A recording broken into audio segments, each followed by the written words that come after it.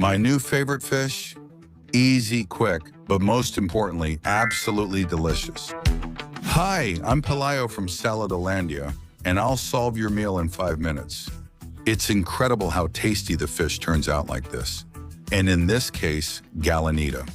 It's amazing, and on top of that, barely any work. Start by slicing a good onion into julienne rings. So grab a sharp knife and let's start cutting. We place it on an oven-safe tray. With freshly washed hands, separate the pieces of onion so they cover the entire base. 2 large potatoes sliced thin, and we repeat the previous step. First, add a little salt to the onion, then place the potato on top. We're going to cover the whole surface, spreading it out well, and then do the same with the salt, just like before. And I'm also going to add a little bit of freshly ground black pepper, which always enhances the flavors. Besides the layer of onion and potato, you could add more pieces of vegetables, but I think this way it turns out really well balanced.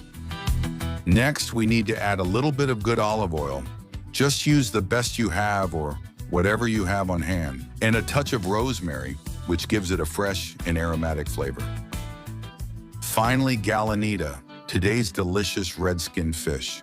We're going to season the fillet side well with salt and pepper before calmly placing it on the tray. The important thing is that the skin faces up and that the fillets don't overlap each other. So spread them out so they don't cover each other.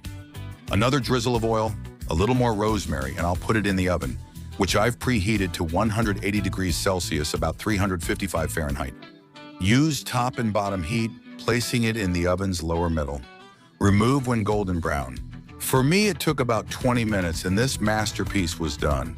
Look at this amazing result. This has become one of my favorite fish dishes. Look at this delicious plate with the sauce. What a marvel.